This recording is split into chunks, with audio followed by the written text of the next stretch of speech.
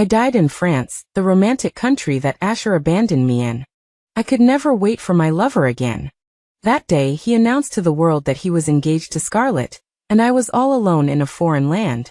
To keep the only connection between us, I gave up the chance to live, and I never saw him again. During a prenatal checkup, I was diagnosed with a heart condition. The doctor said, "You have a heart disease. The growth of the fetus will increase the burden on your heart.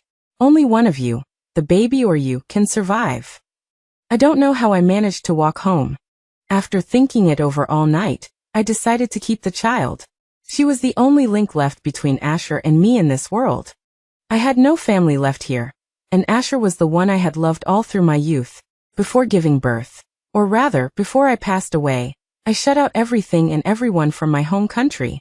I rented a 2-story shop in this small town. On the first floor, I opened a flower shop, and I lived on the second floor. This was my life after arriving in France. Everything was peaceful until one morning. When I was about to open the door to start business, I suddenly had a heart attack and was rushed to the hospital. On the way, I grabbed the doctor's hand as he was performing CPR on me and said, "Save my child, and give this will to the man who comes for me, Asher." My intuition told me he would come for me. He surely would. When I had no signs of life left, Asher arrived. But we never saw each other one last time again. I couldn't understand his anguished expression. It gave me the illusion that he still loved me. The doctors handed over our daughter, who they fought hard to save, into his hands. He was already sobbing uncontrollably. The doctor told him, "Iris truly loved you. She gave up her own life just to give birth to your daughter. This is her will. Please accept my condolences." After he took care of everything about me, he brought our daughter and my ashes back to our little home. My soul had nowhere to go, so I followed him back home. Asher sat on the living room sofa looking at our photos. Finally, he opened the will I wrote to him. My will was just a few brief sentences. "Asher, I do not blame you. I know you did it for your mother. Our daughter was conceived that night. By the time it was discovered, she was already 2 months old. But at the same time, they found I had heart disease. I wanted to keep the only connection between us. I also wanted to give you a family member. Please do not blame our daughter. I hope you can love the child I gave birth to with all my strength. Asher, smile more in the future. Don't scare our daughter. After I die, please bury my ashes with my parents. I want to go home. Lastly, Asher, I love you." I saw Asher break down crying, roaring in anguish. My heart felt as if it was stabbed with thorns, so painful. I wanted to touch his head, to hold him, but I was only a soul. I could only sit beside Asher, keeping him company, my thoughts drifting back to when I was 12. That day, I was carrying a bamboo basket up the mountain to gather herbs and thought I saw someone in the grass. I mustered my courage and walked over. What I found was Asher, unconscious and covered in wounds. I was terrified and checked if he was still breathing. He was. I then carried him on my back, dragging him all the way home. My parents felt sorry for him and invited a county doctor to treat him. He was strong and recovered quickly. During the time Asher stayed at my home nursing his wounds, he was silent and reserved. He never told us how he got there, but I knew that this older brother figure, 3 years my senior, had a story. Asher attended high school in our town. During the 3 years he lived at my house, I followed him everywhere, doing everything with this big brother. The aunties in town often joked, "Iris, you found yourself a husband." Asher was very good to me. Our family wasn't wealthy, so he worked during holidays to earn money to support my painting. Whatever I liked, he would buy it for me. He always said, "Iris deserves the best." Asher was admitted to the capital city university with excellent grades and wanted to take me with him to receive a better education. One day after school, I overheard a conversation between my father and Asher. "Asher, I know you're a responsible boy and have your burdens, but don't let my daughter get involved in your family's conflicts." I still clearly remember Asher's assurance to my father. I followed Asher to the capital city. He rented a place. It is our current home. He said he would endure it here for 2 years, and when he reclaimed everything that belonged to him, we could move to a big house and live a better life. I attended high school in the capital and studied painting during holidays. Asher was just starting university, but showed extraordinary talent, and founded a company himself. Though he worked late and got up early, driven by revenge and the desire to give me the best life, he pushed himself even harder. When I was 17, an aunt from home called to say there was a big fire, and my parents didn't escape. I cried until I fainted. When I woke up, the first thing I wanted to do was go home. Asher accompanied me to handle my parents' affairs. On the way back to the capital, I teared up and told him, "Asher, I have no parents anymore." He gently wiped my tears and held me close. "Iris, you still have me." Not long after, Asher completed his undergraduate studies and successfully received an offer from a foreign university. 2 years will pass quickly, Iris. Wait for me. I knew I couldn't hold him back, and I didn't want to mess up his life because of romance. He was meant to be an eagle. During those 2 years abroad, we communicated via video calls, phone calls, and occasionally exchanged romantic letters. I knew he was working hard overseas, handling the company remotely and studying for his graduate degree. But there was one thing he never told me. He had a girlfriend abroad. It all came to light the day he returned from his studies. He didn't tell me his flight number, and said I didn't need to pick him up. I secretly checked the flights. There were only 2 flights a day from that country. I dressed up beautifully, wearing the red dress Asher liked the most. He said I was his little red rose. But the morning flight didn't bring him. I waited the whole day at the airport until the second flight at 10 p.m. Just as I was about to run up and throw myself into his arms, I saw him linked arm in arm with a sweet-looking girl in a white dress. They were laughing and chatting.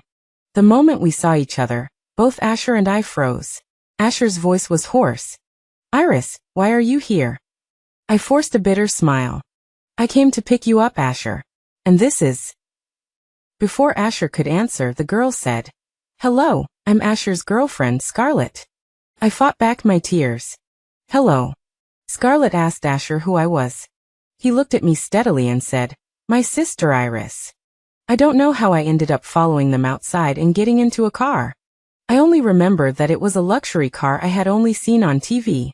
The car drove for a long time. I sat alone in the front passenger seat. Asher and Scarlett chatted and laughed in the back seat.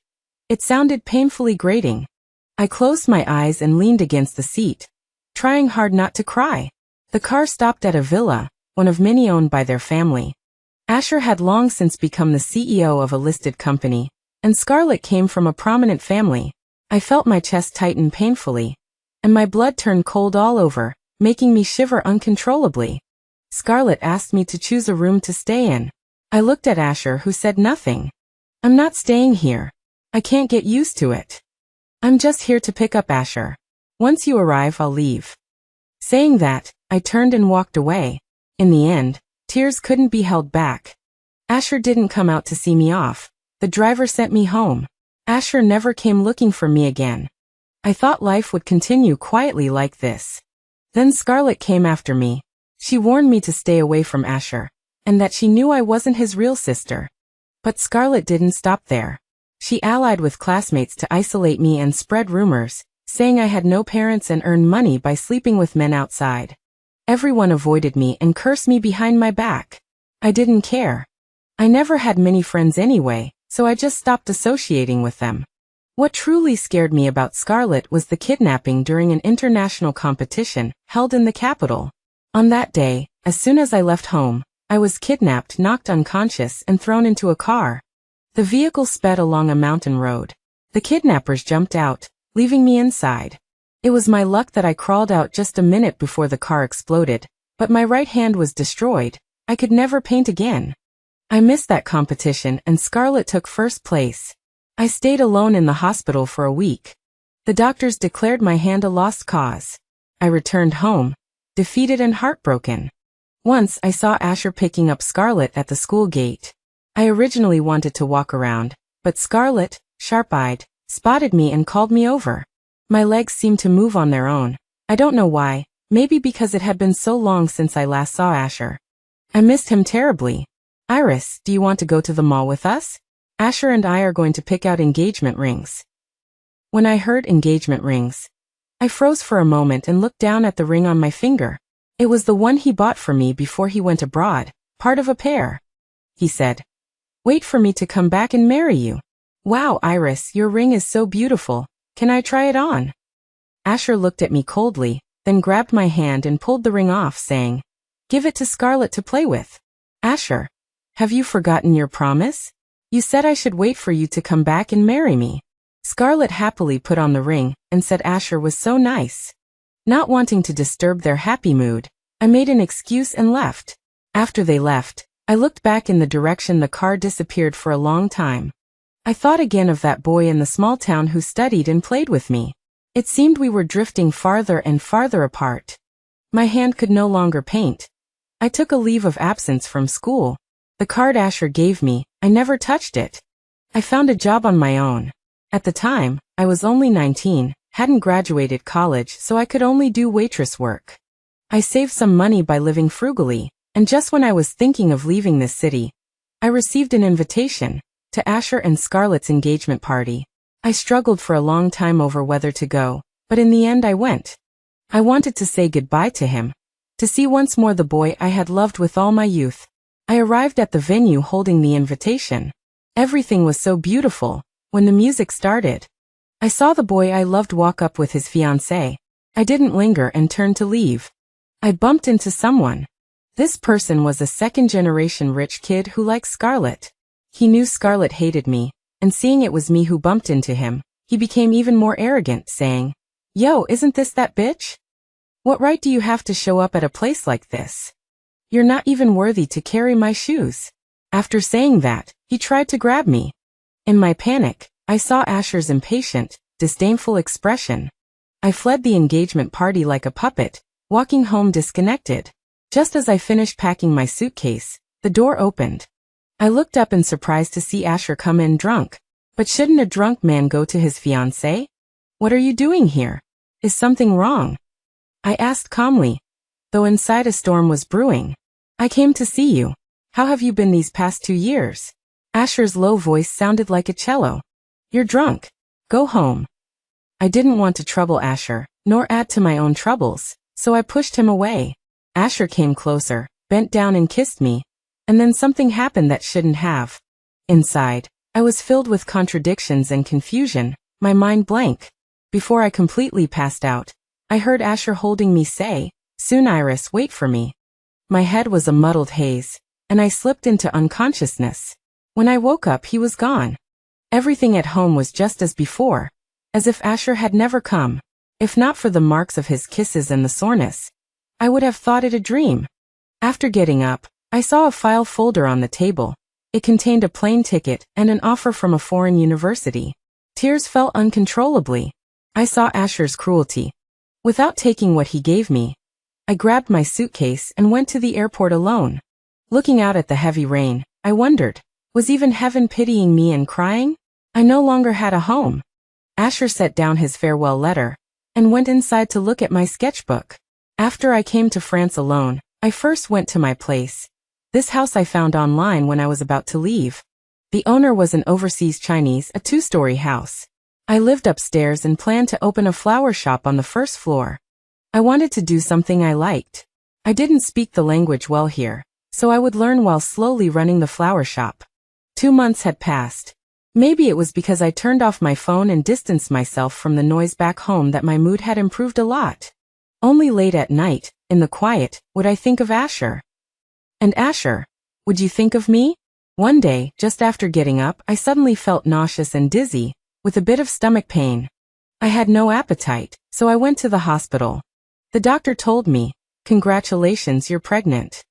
I was stunned. It was the first time I felt afraid. But some of your indicators aren't good. You should get more tests done, including a fetal heart ultrasound. The doctor gave me a checklist. When I returned with the results, the doctor's face was somber, frowned as he said, This child can't be kept. You have heart problems, and as the baby grows it will increasingly press on your heart. You'll be in danger. If you insist on keeping the baby, only one of you can survive. Was this a cruel joke from heaven? I pained on the table, not knowing what to do. I thought of Asher. I called him after leaving the hospital. The call connected, but just as I was about to speak, I heard Scarlett's voice on the other end. Honey, can you grab my underwear? Suddenly, I realized I shouldn't have called him. I hurriedly hung up, sitting alone on a park bench, confused and lost. Asher saw the missed call, noticed it was from abroad. Was it Iris? But then Scarlett called him again, and he put the phone down. In the end, I decided to keep the child, as a continuation of my life, and the last connection between Asher and me. As the months went by, my belly grew large, making it difficult to move. I closed the flower shop. I was mentally prepared to welcome this new life, and also ready to meet death. Asher received a call from the foreign school saying I hadn't registered. He called his assistant in. Has Iris contacted you? The assistant shook his head. The man waved him away. Asher was a bit anxious, pulled out a cigarette but didn't light it. He remembered how much Iris hated the smell of smoke. This time, Iris was truly angry with him. Maybe she really didn't want to talk to him. He called his assistant back. Find Iris's whereabouts and expedite the plan. 2 more months passed. My belly was huge. I couldn't even see my toes when I looked down. This child must be a little glutton, absorbing too many nutrients and growing large. One day, I was sent to the hospital. At that moment, my life stopped. My daughter, whom I had never met. I'm sorry, Mom selfishly brought you into this world, but couldn't give you motherly love. Mom hopes you grow up healthy and happy, and see the world for me. Meanwhile, Asher completed his plan. He asked his assistant, has Iris contacted you? No, sir. Book a flight, go to France immediately. Asher panicked. He felt he was about to lose me. He and his assistant rushed to France overnight. I still find it hard to believe that this is how Asher felt about me. It seemed he loved me. Asher smiled happily after looking through my sketchbook. All the drawings were of him. Soon tears followed. He said he missed me so much. He said he was wrong, blinded by hatred, losing the most important thing. Asher saw my diary and flipped through it. These were all the entries I wrote during the 2 years after he left. Today he returned. I waited from morning until night, finally seeing him. But he arrived with another girl, and my head went blank. Numb, I got into their car and went to their home. I don't have it. I don't know how to explain it to them, and even if I did, they wouldn't listen.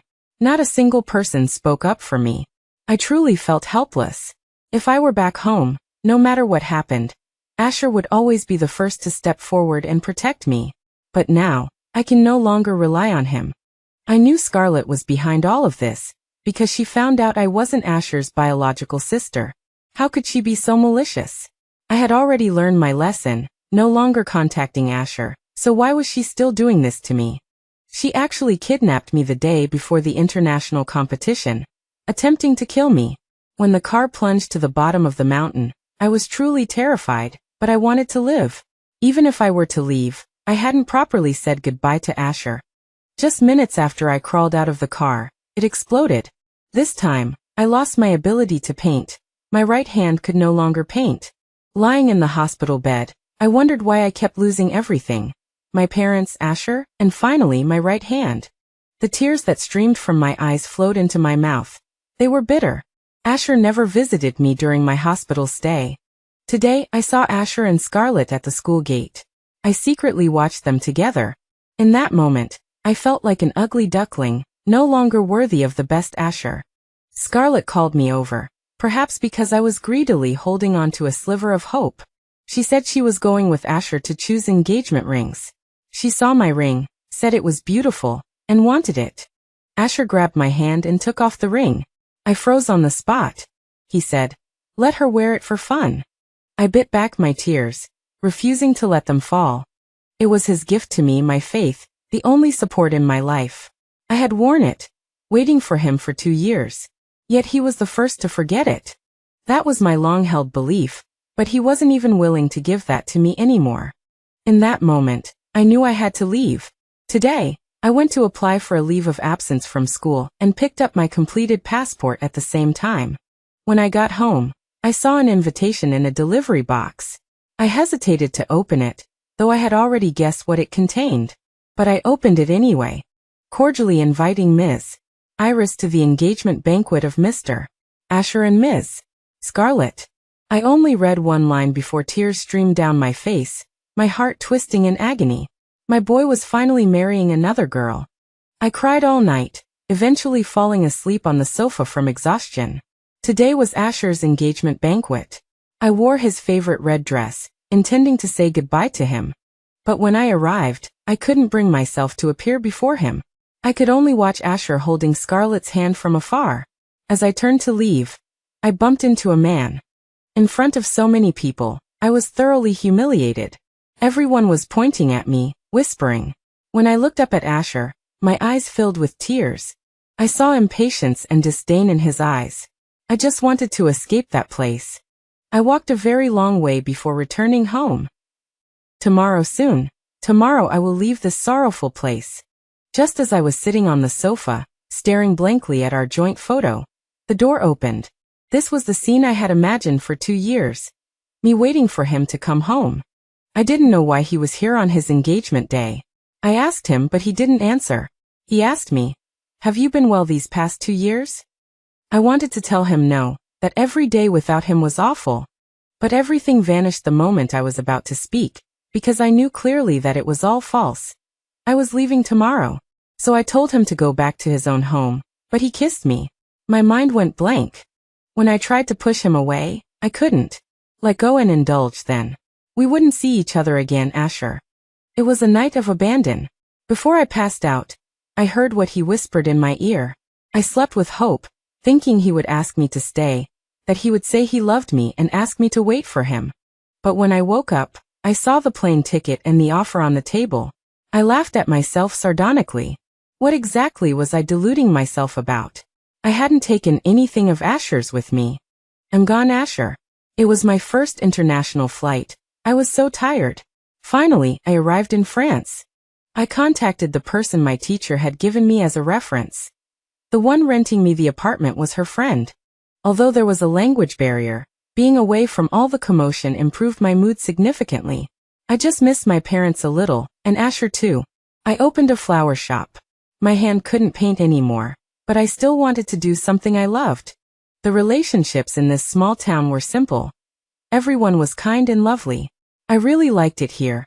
These past few days I'd been feeling nauseous and dizzy, with a bit of lower abdominal pain. I planned to go to the hospital for a checkup. Today at the hospital, the doctor gave me devastating news. I was pregnant, but I had a heart condition. Only one of us, me or the baby, could survive. I was at a loss. I took out my phone and dialed the number I knew by heart. Just as I was about to speak, I heard Scarlett's voice.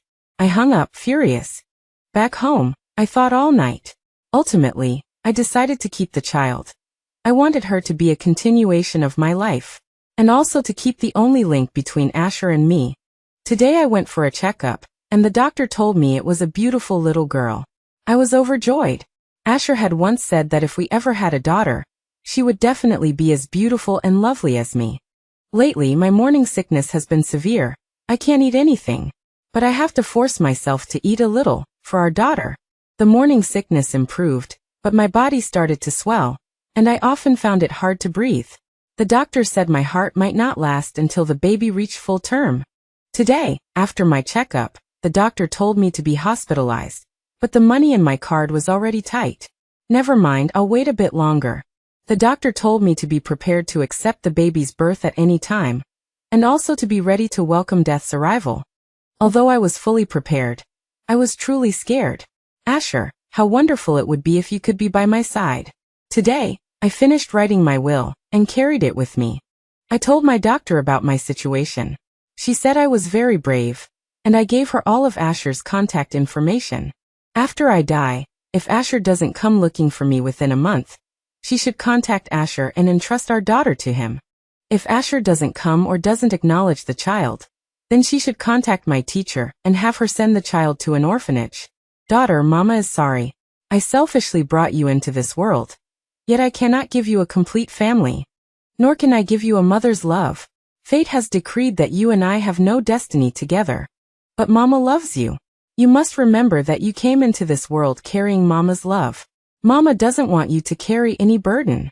Mama's death has nothing to do with you. It was Mama's own choice. My darling, I hope you can live a healthy and happy life. This was the last entry.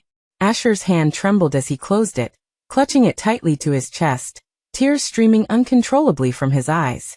Asher walked to the balcony. I wanted to pull him back, but as a spirit, I couldn't reach him. I knew what he was going to do. I was so anxious. No, Asher, don't. I screamed loudly, but he couldn't hear me.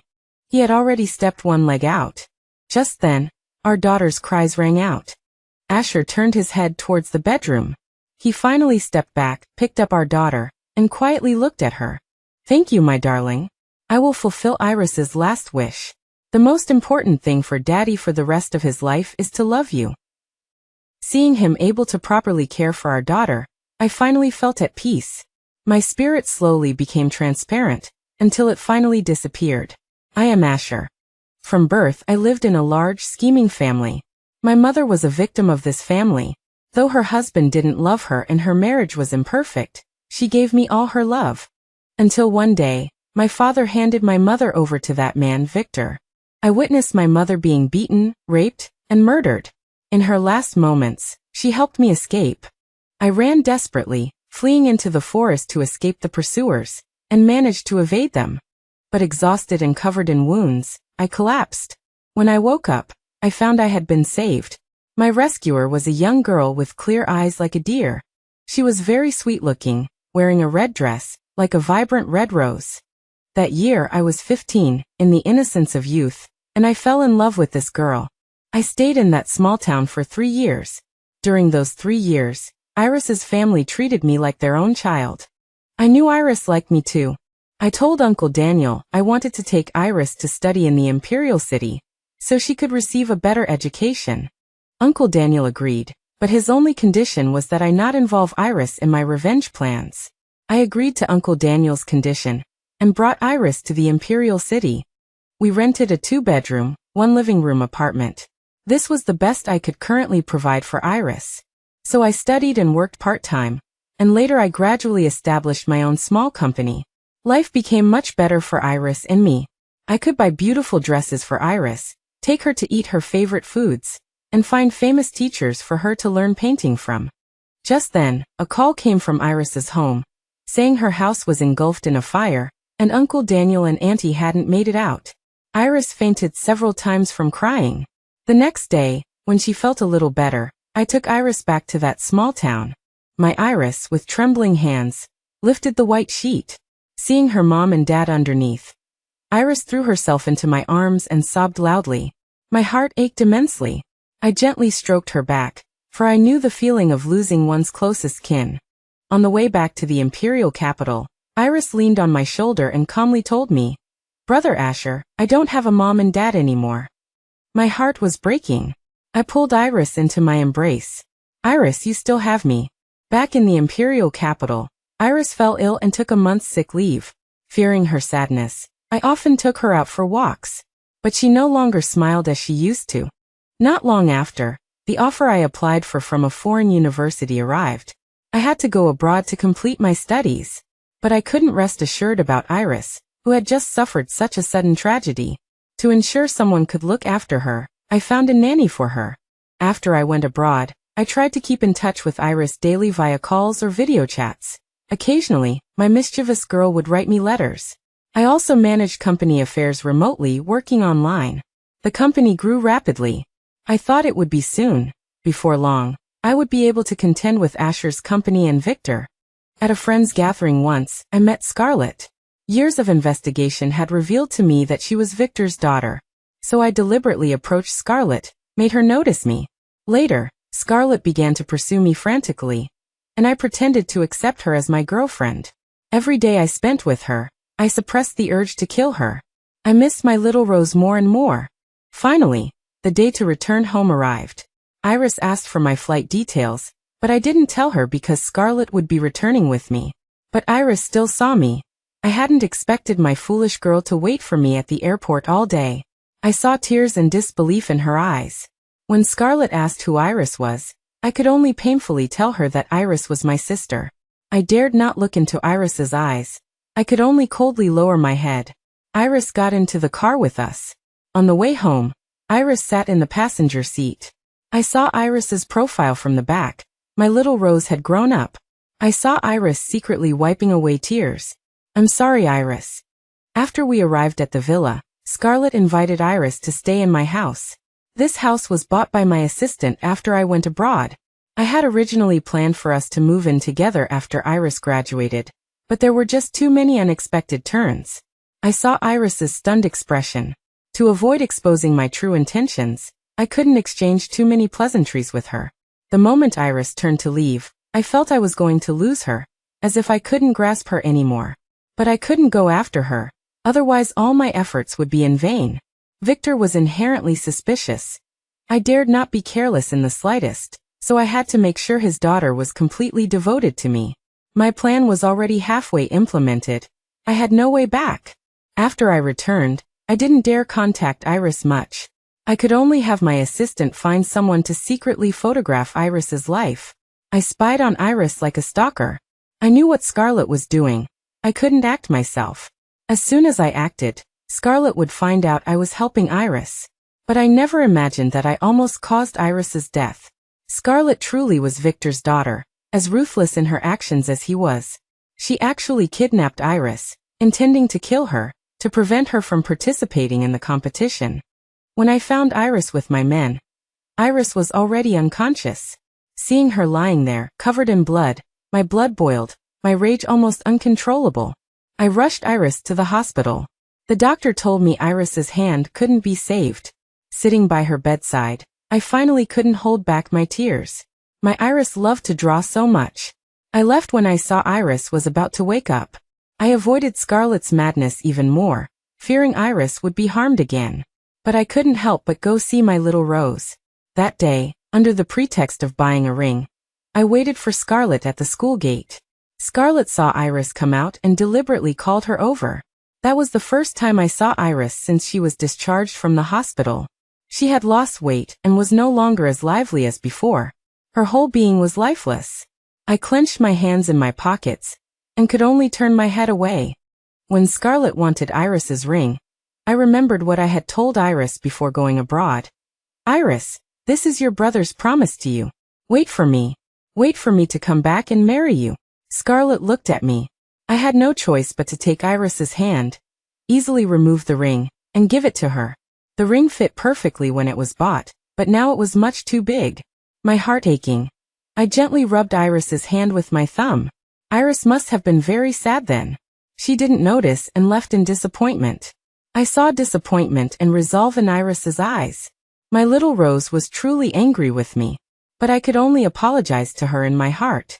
I saw Iris again at the engagement banquet. I didn't know Scarlett had sent Iris an invitation.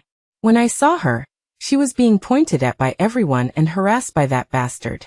My face was extremely grim at that moment because I hated myself. Why couldn't I protect her? Why couldn't I say a single word for her when I saw her being tormented? Victor watched from the stage. Scarlett was by my side. I suppressed all my reluctance, watching Iris stumble and run out. That evening, I had my assistant call me, using company matters as an excuse. I returned to our small home to find Iris. The moment I entered, I saw Iris lying on the sofa crying. Iris wanted to drive me away, but I could no longer suppress my longing and kissed Iris. Iris tried to push me away, but I felt like I had gone mad. My longing was so intense I couldn't control it. Iris couldn't bear it and fainted. I softly whispered in her ear, "Iris, it's almost time. Soon we'll be together." In these final moments, I didn't want Iris to be in any danger. Who knew what kind of crazy things Victor's family might do? So I placed the foreign university offer and plane tickets, arranged by my assistant, on Iris's table, and gave Iris a card. Once I sorted things out here, I would go pick her up and kneel before her to apologize. I looked at Iris's sleeping face and left reluctantly. But what I hadn't expected was, Iris didn't accept my arrangements and quietly left on her own. When I received a call from the school, 2 months had already passed. It turned out Iris hadn't gone to that school. I asked my assistant, "Has Iris contacted me?" When the assistant said no, my heart felt empty. I had lost Iris. I told my assistant to investigate, but for a long time, nothing was found. I could only further accelerate the implementation of my plan. That day I was handling official business and received a call. But before I could speak, Scarlett called out to me to get her underwear. I glanced at my phone. It was a foreign number. My voice trembling with inner excitement, I asked, "Iris?" But the call was hung up. When I called back, the phone was off. I messaged my assistant, telling him to trace the number. It was quickly discovered that Iris had gone to France, renting a friend's house through her art teacher's introduction. I was relieved. As long as the girl could live well. Once I resolved everything, I would go to beg her forgiveness. Finally, my great revenge was exacted. Victor's and Asher's corporations were acquired by me. That man from Asher's family, my biological father, couldn't accept reality and jumped to his death. Victor was hit and killed by a truck running a red light on his way back to the company. Scarlett learned that all of this was my plan. She became mentally deranged and went mad, and was ultimately sent to a mental hospital by me. I took flowers to see Mom. The photo on her tombstone was still as intellectual and beautiful. I told her everything. Next, I was going to find my little Rose.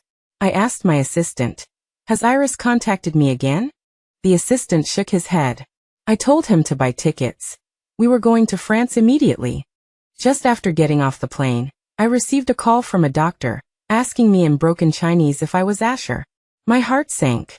I immediately drove to the hospital. But it was still too late. Iris was truly angry with me. She left without even seeing me one last time. The nurse told me they were performing a C-section.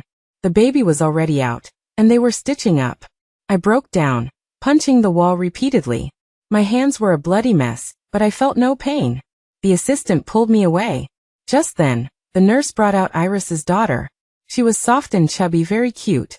Her eyes and brows were identical to Iris's when she was little. I took the baby. The nurse told me the doctor had something to say to me, and asked me to wait for him in his office.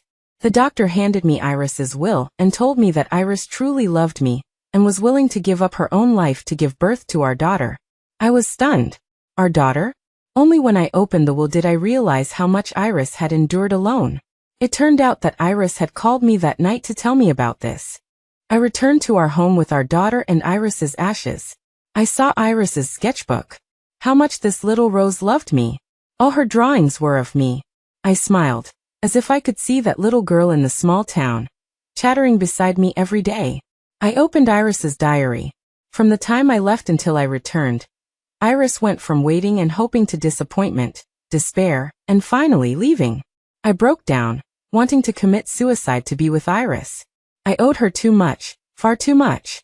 Her entire life, she had been giving me everything she had, while I had constantly been in her debt. Finally, my daughter's cries pulled me back. Iris's last wish was for me to raise our daughter well. I poured all the love I owed Iris into our daughter. Whenever I had time, I would take our daughter to see Iris, telling her, "This is your mommy. Your mommy brought you into this world with love." Our daughter is slowly growing up. And my girl, forever remain 19. Iris, I truly miss you so much.